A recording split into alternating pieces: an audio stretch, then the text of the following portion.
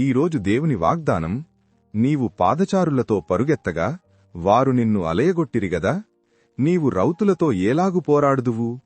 నెమ్మదిగల స్థలమున నీవు క్షేమముగా ఉన్నావుగదా, యొర్దాను ప్రవాహముగా వచ్చినప్పుడు నీవేమి చేయుదువు? ఇర్మియా 12:5.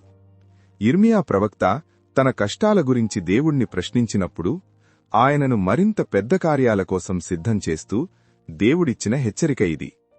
చిన్న సమస్యలకే మనం మలసిపోతే భవిష్యత్తులో వచ్చే పెద్ద సవాళ్లను ఎలా ఎదుర్కోగలం?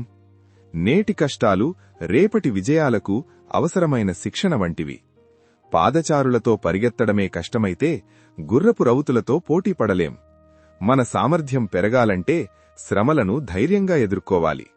ప్రశాంతంగా ఉన్నప్పుడు ఎవరైనా క్షేమంగా ఉంటారు. కాని కష్టాలు యొర్దాను నదిలా చుట్టుముట్టినప్పుడే మన అసలు విశ్వాసం బయటపడుతుంది. నీవు కేవలం మనుష్యులతో పరిగెత్తడానికి కాదు, గుర్రాల కంటే వేగంగా దూసుకుపోవడానికి దేవునిచే ఎన్నుకోబడిన వ్యక్తివి. అందుకే ఈ చిన్న ఇబ్బందులకు భయపడకండి.